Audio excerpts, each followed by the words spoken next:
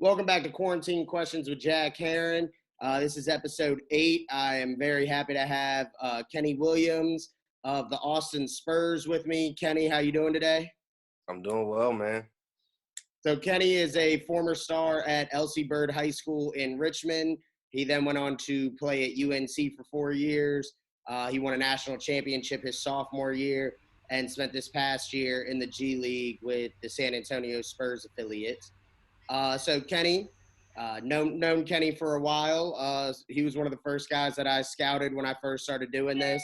So really happy to have him on today. So Kenny, let's get started, man, with your high school career. You were a big part of the like to start what Elsie Bird has done over the past few years. They've been one of the best high schools in the area. Just tell me what it was like. You played for Coach Troy Mans, who's a former Virginia Tech player himself. Tell me what it was like playing for him and how he helped you get to where you are now. Man, he was huge, man. I was actually just talking about it with my dad the other night, just talking about like Coach Mans and how he helped me, um, really advance in terms of helping me get to the circuit and getting on Bowie. Was like he kind of orchestrated that. He started to um, get that train going. But in terms of a player, man, he's just kept me in the gym. He played college basketball, coached college basketball, so he knew what it took. He knew what coaches would be looking for, and he kind of every summer it was something. Every summer he was trying to get me to do something. Um, my I played for him. He got there when I got there, so my freshman year. I played a little bit, and then my sophomore year when Rob left, and he came to me and he basically as clear as he could say. He said, "There's 15, 20 points out there if you want them." And so after that, we got in the gym, we got to work, and it was that kind of thing, that kind of the way he said things. It was he instilled confidence in you because he was coming to you, saying it to you, so that you knew that he believed in you. But at the same time, he was about the work. He was all about getting in the gym. He was about reps. He was about doing all of that. Um, so he really helped me with that. But then, my sophomore year I had a good year. But that next year he was about, adding something, keep adding something. And, my sophomore year was the mid range. And you can kind of see that my junior year, I was kind of going to the one dribble pull up a lot. And then, after my junior year, the junior summer, it was, handling the ball a little bit more. And then my senior year, you could see me with the ball in my hands a lot more, doing a lot more with the ball. So every year he was emphasizing something for me to add to my game, so that I wouldn't just be a standstill 3-point shooter. And I think he's a big reason why, I was able to become the player that I am today. Awesome, man.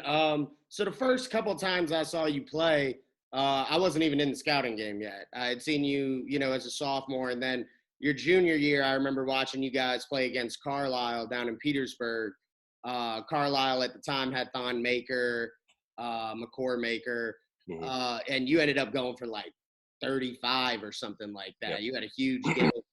Tell me a little bit about that game and the atmosphere and how it helped your confidence moving forward. Uh, it really helped me because I think a couple games earlier, um, I don't know if it was earlier or after that game, but I scored 50 at some point the same year.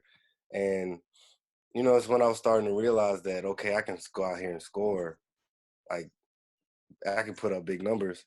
I had done it before, but, to do it against Carlisle with, guy Don, who would be in the NBA, it helped me a lot. But that game in particular, I knew I was gonna have to do something. I couldn't have a game where, it was a quiet night for me. I was gonna have to do something, so I had to be aggressive. And then I came out, and I think our first possessions, our first possession of every game on offense, we ran the same play. It was me cutting through, and then I would get 2 down screens. And it was always every single game, nothing changed. I think that happened for 2 or 3 years. And then, we did that. They were in the zone. I hit the first one, feeling good. Come down and hit another one. I was feeling really good. And then, I hit another one, and the third one was deep. And that's when I knew, okay, I'm feeling good today. I'm gonna have a good day. And I just ended with 35 minutes. It still pisses me off though, because we were right there. Like if we would have made one play different, then we could have won that game, and that would have been a big win for us. So after that season is when you went on to play for Bowie over the next summer, which you talked about. I mean, you guys were stacked that year. You guys made the Peach Jam semifinals, I believe. You guys had Bam Adebayo, Marcus Evans, Chris Clark, a lot of really talented guys. Just how did that summer and playing with all those guys help you and put things into perspective? I think playing with so many talented guys is what helped me showcase my game. That summer is when, I shot the ball great in Sacramento, and that's when everything kind of took off for me. But I wouldn't have been able to do that had I not been around so many talented guys. I mean, you got a starting lineup. You got Marcus Evans, Chris Clark, Bam, me, and then, kind of switch between Justin Robinson and Matt Coleman. Those are 6 guys that, played a high level college basketball. So, I was able to get my open shots. The guys found me. I was able to get my shots, and I was able to showcase my game because, it wasn't just everybody on the one team focusing on somebody like Bam or focusing on Chris. You had to respect everybody that stepped on the court, and that allowed me to showcase what I could do. When playing with a bunch of high level guys.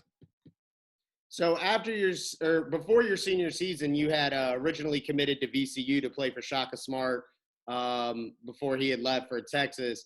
That was when I was starting to get to know you, and I know you were really excited about playing in your home, basically in your city. Just tell me, how excited were you, and tell everyone how excited were you for that? I was really excited, man. I was excited more so to play for Coach Smart, just because I had seen how he does things. The one thing that I always tell people that stood out to me the most was, there was a drill they were doing. I was at a practice. It was a drill they were doing, and a player messed up, and they had to do 10 push-ups. Next thing you know, literally everybody is on the ground. Coaches, GAs, managers, everybody's on the ground to do the push-ups with them. And I was like, this is crazy. Like, one person messes up, but everybody's doing push-ups. That was something that I wanted to be a part of. And playing at home was the best part because, I didn't have to. I wasn't away. At the time, I wasn't really too keen on being away from my family, being away from Richmond. So I was excited for them to be able to see me play, for me to, just if I needed a break, just to come down the street 20 minutes away, come home and, just relax with my family for a little bit. So it was, and of course it was something that I dreamed of my whole life, being able to commit to a school. So I was excited, but of course some things changed and that were out of my control, really. So after Shaka took the job at Texas and you decommitted, I just remember the circus that happened, because it happened in May. I was still brand new to this, but you being the stand-up guy you were, you gave me all the info and helped me put stuff out. And I remember getting, ESPN guys were retweeting me. I thought I was big time at the time. But there was a lot of stuff going around. Everybody wanted to know where you were taking visits. People were making false claims that you were going to commit to UVA or Michigan. And you're sitting there telling me, no, it's not true. Just tell me a little bit about that situation. Like, how close were you to picking another school other than UNC? Um, I'll be honest with you, it wasn't really close at all. Hmm. Um, I think it was UVA and Michigan were the last two, and they would have had to do something super extraordinary for me to not go to Carolina. Um, Even before I committed to VCU, I think it's documented that my dad, uh, I was super excited after a visit. I went up there or I went down there, and my dad was like, "Slow down a little bit."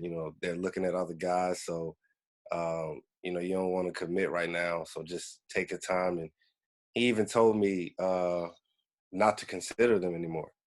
Um, so that's a funny story we have.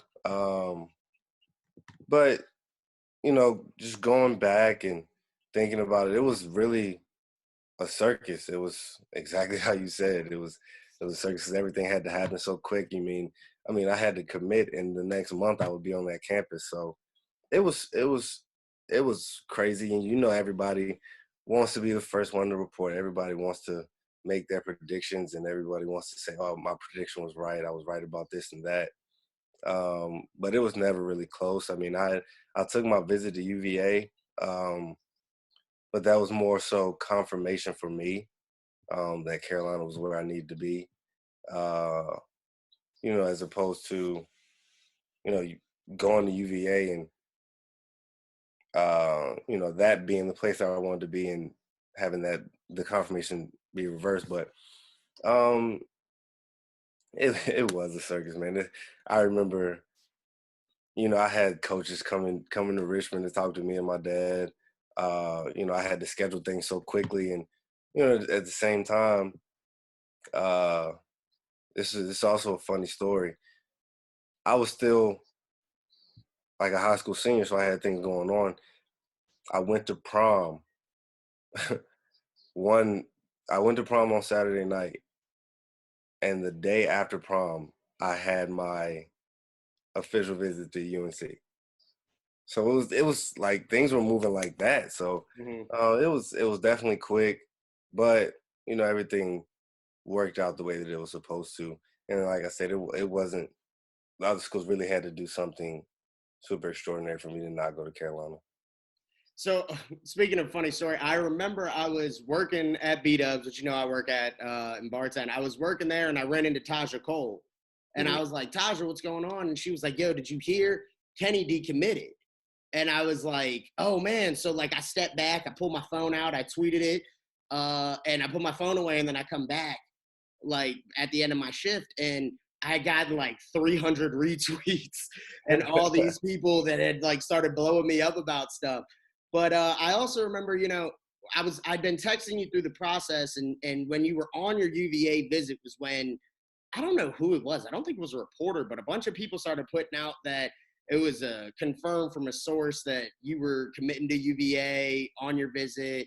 And I'm texting you, and you're like, "Man, I don't know who's saying that, why they're saying that." Why do you think that all that false information got out like Um, I don't know, man. I really don't know.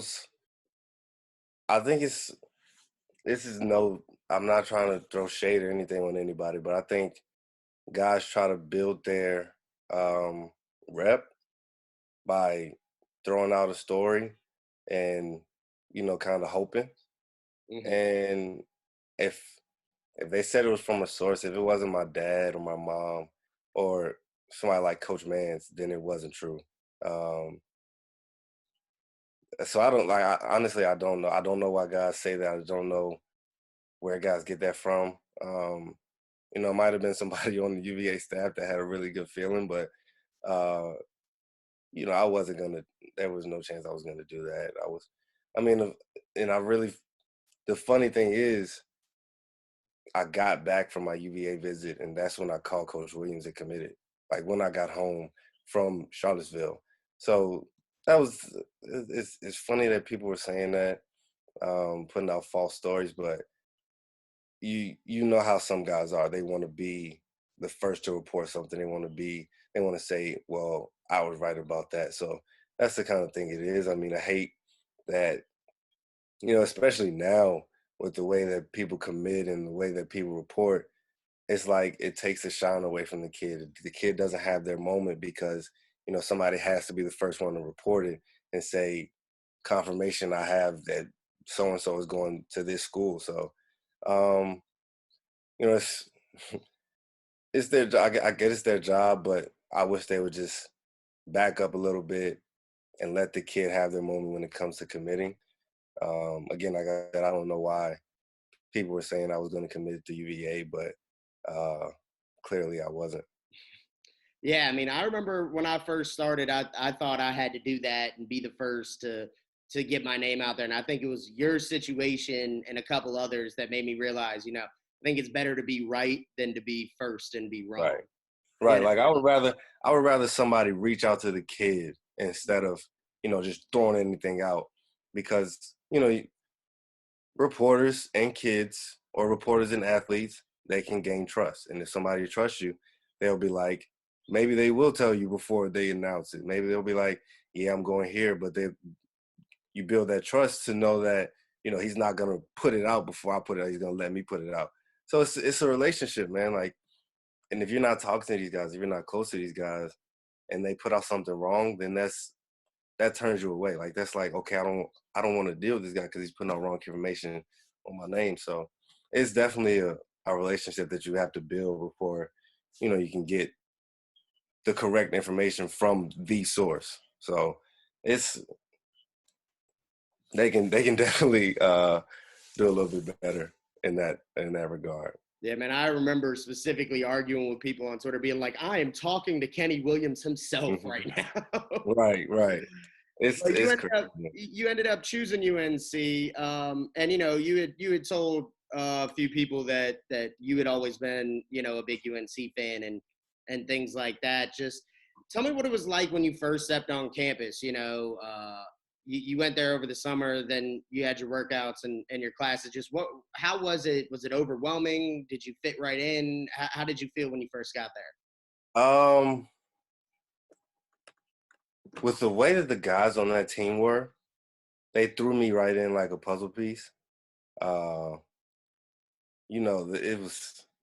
It's crazy, and that's part of the reason why, another school had to do something crazy for me to not go there, just because of, you talk about the Carolina family all day, but I wasn't a part of it yet. They wanted me to be a part of it, but I wasn't a part of it yet, and they were still treating me as if I was, on the team, as if I had played the last season with them, and that was really the big thing. It's just like I felt so comfortable being there, and when I got there, of course, it had its struggles. You get there, you got 7 o'clock lifts, and then you go to your classes for the day, and then you got to work out and get your pickup in. But looking back on it, it it kind of got overwhelming at first with how much harder college classes are. Well, that was a big thing. But then you walk in and you see a guy like Marcus Page, who 2 years ago I'm watching on TV in the NCAA tournament do his thing, like getting 20 points, 25 points, and it was kind of surreal that he was my teammate.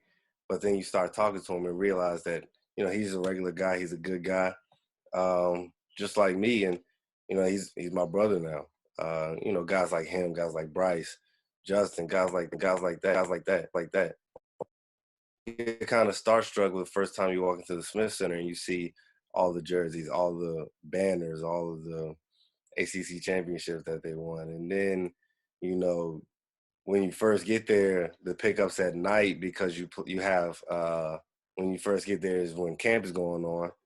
So, you work at camp, then you go play pickup at night, and you got guys like Raymond Felton, Rasheed Wallace, David Noel when I was first there, Jawad Williams, Marvin Williams, guys like that showing up to pick up. And it's like, you're starstruck at first. It's like, all of these dudes are coming back to play, and you don't really understand it I really didn't get how special it was until probably a couple years in when I was like, okay, this is something special. Like when I started to see, or when I started to really know guys or play with guys that ended up going to the NBA and hearing stories about, how, you know, Carolina guys treated them when they came to the city and seeing that, okay, this really is a family.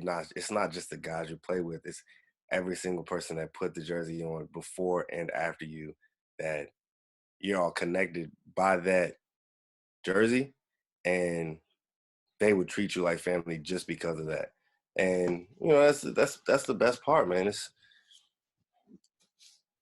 you're struck. You're like I said, when you first get there, you're struck because you see all these guys, and then the more time you spend around them, you get closer with them, and you're able to develop relationships.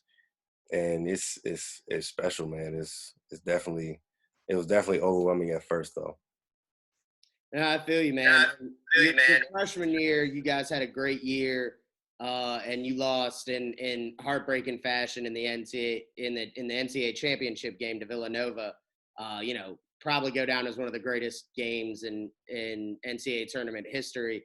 But the next year, you guys came back. You played a bigger role. You guys ended up winning the national championship your sophomore year. How much did that loss at the end of the year motivate you guys for the next year? Um, it motivated us to the point where we didn't even take a full week off. So um, we played Tuesday in Houston. We played Monday in Houston. Flew back Tuesday, and I think guys were already in the gym, in the weight room, getting back in the gym Thursday, just getting ready for the next season. Just because we wanted to go back so badly. We got a taste. We saw what it was. We got a taste of it. Now we wanted to go finish the job, and that's all it was. My sophomore year was, we're going to get. I'm sure you've heard redemption. We're going to get our redemption. We're going to finish the job this time, and uh, all that year, that's what it was about. I mean, we had our times where, you know, it didn't look like we wanted to play. It didn't look like we were playing our hardest, but it always went back to that. And, we never let each other forget about it. I'm sure you've seen the reports of our group chat being named Redemption and, things like that. It was always in the back of our head. And not to mention, it seemed like every week Sports Center was showing the shot. So every week it was more fuel that we could add. So that was all we needed, man. Especially with the players we had, the team we had. All we needed was for that to happen for us to fuel us throughout the next year. And then, once we got to the tournament, the NCAA tournament, it was all about. We felt like if we get back to the Final Four, then there's nobody that's going to deny us a championship. And it was that run was probably the toughest stretch of 6 games that I've ever seen in my life. Of course, I wasn't playing, but the way we had to battle, uh, especially Arkansas. That game was really the stress. Arkansas and then Kentucky, it was like, oh my goodness, is this actually happening? Where we're not going to get our chance, and then you know things happen. I mean, Luke made the shot against Kentucky. We got back to the Final Four. We went to Arizona, and we felt like there was no team that was going to stop us. And like I said, it wasn't easy, but we used that fuel that we had to get us through. We knew what it take. We knew what it took, and that pushed us through. Uh, and if you look back, you can see how important it was because it wasn't any spectacular plays that anybody made that won us those games. It was all the little things. You go back to Oregon, you know, the free throw rebounds at the end of the game. We missed 4 free throws at the end of the game, like back to back to back to back. But we got 2 rebounds, and that's something that coach talks about every single day is getting tip outs, getting rebounds on the free throw line. and sure enough, that's what happened that won us the game. And then, something like against Gonzaga, that was just strapping up and, somebody making the dirtiest play that they could. Not dirty, but like getting on the floor, something like that. And we had multiple times where guys were on the floor fighting for loose balls, and we ended up with possession. So it was nothing. It was nothing spectacular. It was all, a fire inside us that wanted to win so badly that we didn't care who we were. Individually, we wanted to win the championship because we wanted, you know, to bring redemption back, and it wasn't just for us. It was, for guys like Marcus, Bryce, and Big Joe, who were right there. We're 4 seconds away from going to overtime, and they'll tell you today if we would have went to overtime with Villanova, there's no chance we would have lost that game.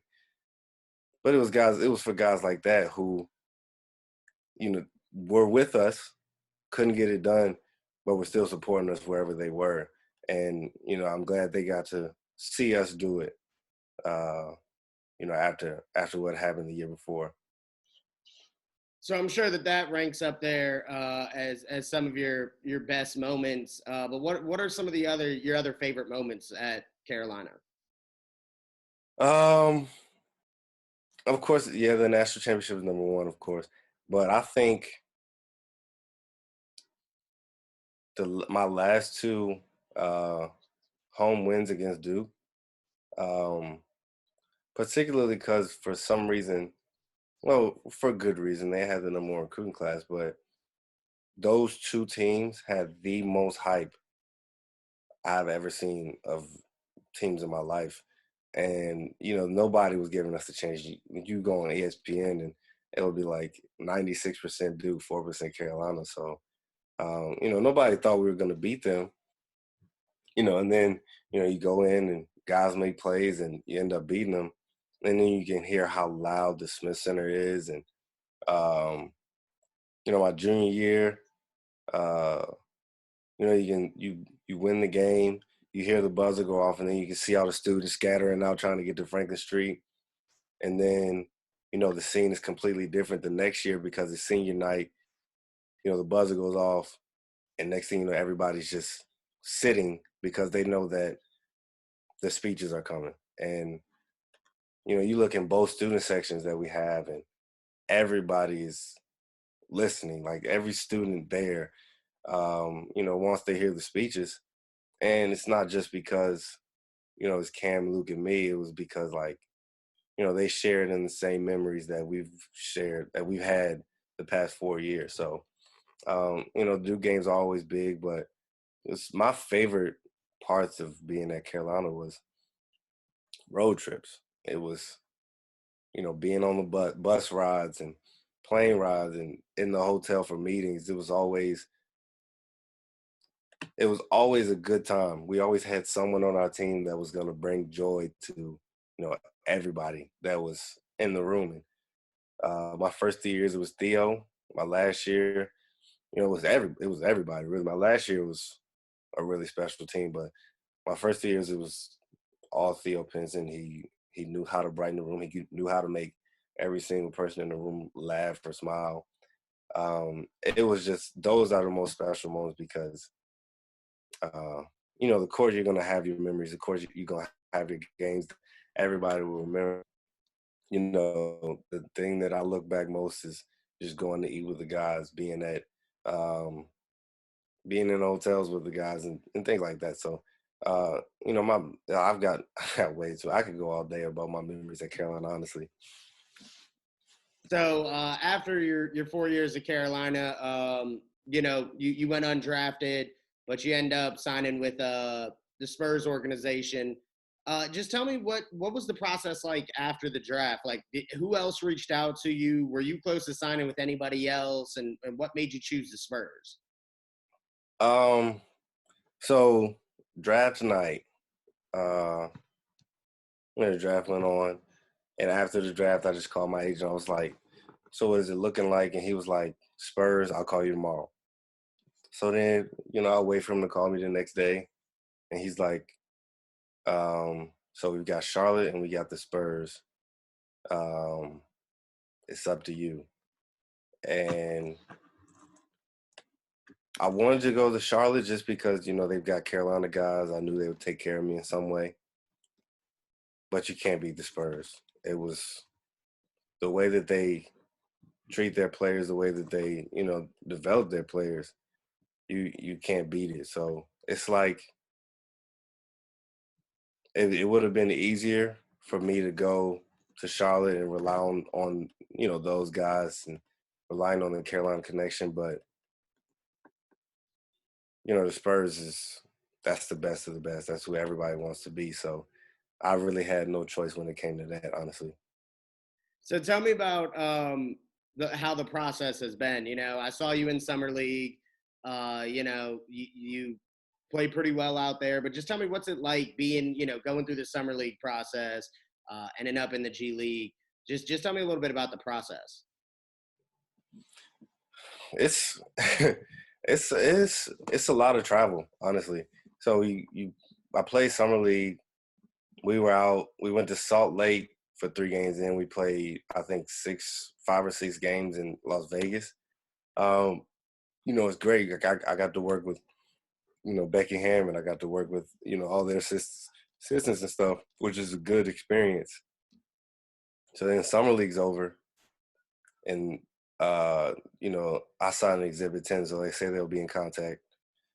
And next thing you know, September comes around, and they have open gyms. So, I go to their open gyms from Monday to Thursday and then fly back to Chapel Hill to work out for the weekend or do whatever I had to do for the weekend. Then Sunday night I come back to San Antonio. That was like, I think I did that for 3 weeks. And then after that, they went to training camp. And after that, it was just a waiting game until the G League training camp came around. And, that's when I moved to Austin and we got settled. And I think we had 3 days of training camp for Austin, and then our season was starting. So it happened. It seemed like it took a while, but it happened pretty quickly, once everything got moving. So you mentioned Coach Hammond. She's a trailblazer and is going to have a chance of possibly being the first female head coach in the NBA. What was it like playing for her? How is she as a coach? Man, she's great. She's so cool. I mean, summer league is definitely a more laid back kind of thing, and I'm sure she's more fiery in the regular season playoffs, things like that. But she was so cool. It was like, and she knows so much. She's so smart. It was my first time actually working with a woman in a capacity like that. So, for it to be her, it was huge, man. She's great. She knows her stuff, and she's helpful. She helped a lot of us when it came to on court things, and we get off the court, you can have a conversation with her. She's not too big.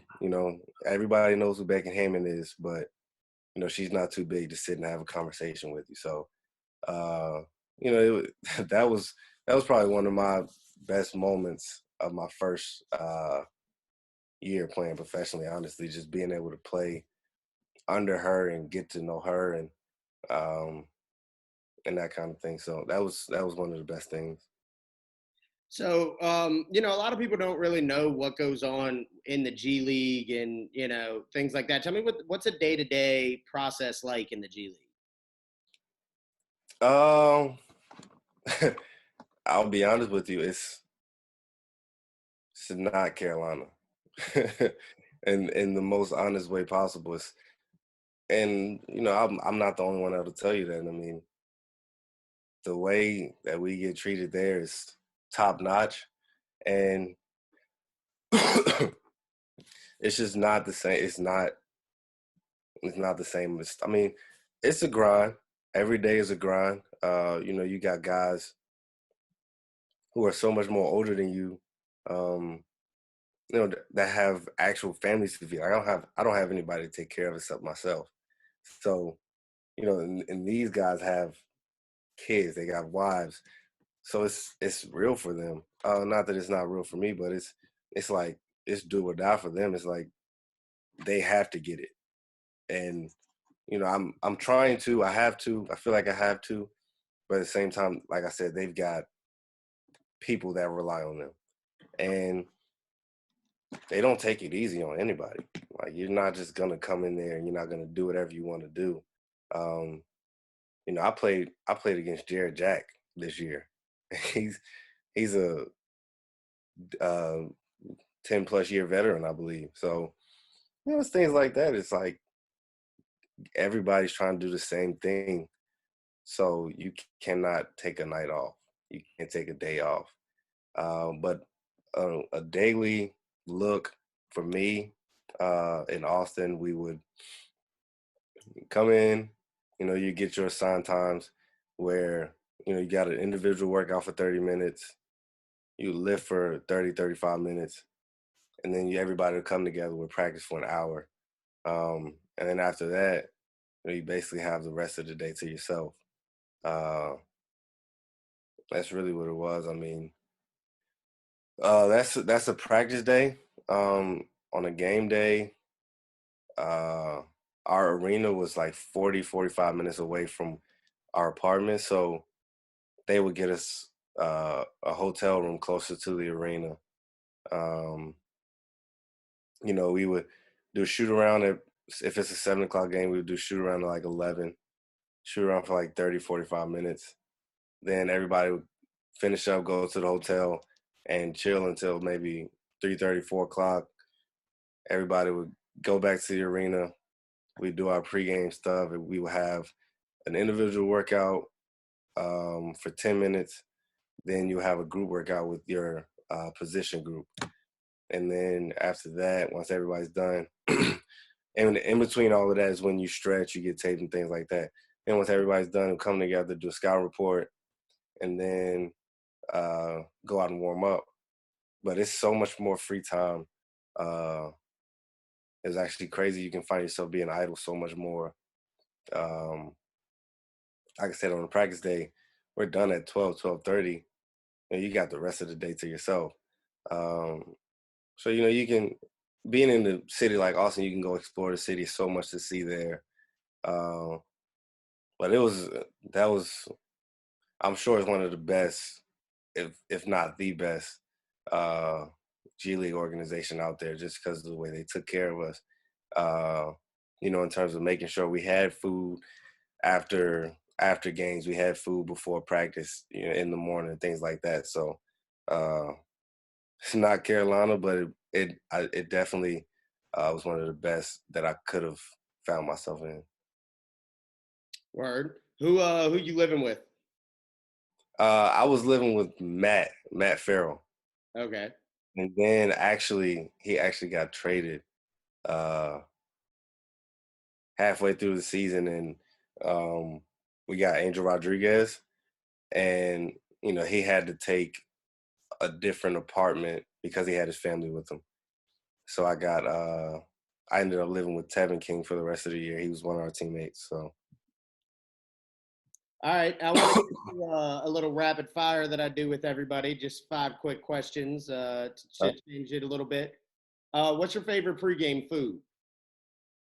Oh, can I do a spread? Because I had a spread at Carolina that I got every game. Go ahead. I would get 2 pieces of baked chicken, 2 pieces of salmon, mashed potatoes, and some string beans. I would put barbecue sauce on the salmon, and that was my pregame. It's good. On the salmon? Oh yeah, it went on the chicken too, but salmon was my thing, man. What's your favorite basketball movie? Ooh, Coach Carter, no doubt. Word. I feel like this is. I already know the answer to this, but who's your GOAT? Who's your basketball GOAT? Michael Jordan. Of course, you got him on the chest. Yeah. Can't go to Carolina and say anything else. I did see Armando said LeBron, and I was like, you can't do that. Armando does things for the sake of argument, man. he Sometimes I feel like he doesn't believe some of the things he actually says. What's your favorite thing to do outside of basketball? I like spending time with my family or playing video games, especially now. Those are really the only things I've really been doing.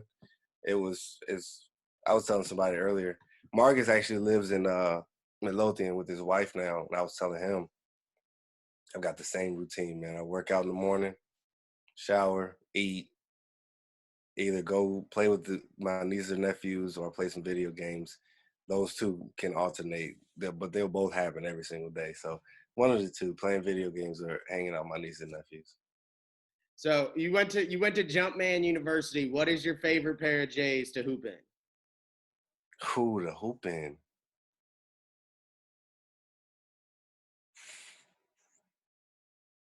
Probably 11s or 13s. And what 11s or yeah, I think 11. I started to hoop in some 13s in high school. Right before I went to Carolina, and then we had some 11s that we played in while I was there. I think my junior year, but I'm definitely starting to get on the hooping and retros train for real. I've been wearing some 14s that I've been working out in, so just to see how they are. Just try something else out. what's your favorite pair for just out and about? Ones. Your one? I've got a bunch of ones. I think I've got like 8 or 9 pair of ones, and it's just the silhouette's so good, and then you can throw some colorways on there and make it look really good. So I think ones are really versatile when it comes to like throwing on an outfit and going out on the town or something like that. So before I let you go, man, I gotta ask, what is your ultimate goal in this basketball thing? When it's all said and done, what do you want to accomplish? Um, I hate to say it like this. It's not who I am. It's not what I'm about. But if I can take care of my family, whether that be my family that I have now or my future family, just to make sure that they're taken care of in some capacity. I want to be able to play this game to be able to do that. And that didn't really come up until, in pre-draft stuff. You had a lot of guys that come and talk to you and like build your nest. And that was the one thing that I heard is build your nest. And what they mean is, get what you can now, or get what you can out of this game so that your family is taken care of, because, you play this game, you don't want to go and do an office job, something like that. I want to be able to, you know, down the road, God willing, if I'm able to play this game for 10 plus years, to be able to, take some time off, and then when I'm ready to get back into work, be able to go and work somewhere in a basketball capacity, and then, start changing lives in that way. But, one of the biggest things that I've really been thinking about here lately or this year is how I can serve, with my platform, being in different parts of the world, different parts of the country, how I can serve, and not just be about me. I know I just said what I just said sounded all about me, but how I can serve someone else, how I can serve, people in the community I'm in, or, if I'm in the city, how can I serve someone else? Um, just to impact a life. And I think that's been my biggest focus, especially this past year, is what can I do to, brighten someone's day? What can I do to change someone's life? Not necessarily their life in general, but change someone's day or their week or their year. What can I do? And uh, that's not all me. I saw someone else do that, and it really resonated with me. And it's been my not my main focus. I wish it was, but it's been something I think about is how can I serve with what I'm doing, with where I'm at right now. So this is my way of, you know me. I'm all about my faith. That's my main thing. That's my biggest priority right now. And if I can, if people can see Jesus in me, by how I serve other people, and I walk every day, how I play, how I interact with others, then I'll be satisfied with what I do. And that's my biggest thing is one of my biggest things every single day is radiate Jesus to the world, to who you come across, and uh, that right there is what I want to get out of basketball is impacting someone's life. Um, just wherever I'm at, whether that be here in the States, whether that be in Europe, wherever I may be, just impacting a life or as many lives as I can, um, while I can with this platform. Well, I appreciate you taking your time, man. It's been awesome catching up with you. I'm always follow you, and Yes, I'm sir. for you, man. Make sure you tell your family I said what's up, and I got you. yeah, let's stay in touch, man. All right, I got you. Yep, good luck Appreciate you. with everything, man. Thank you so much. Thank you.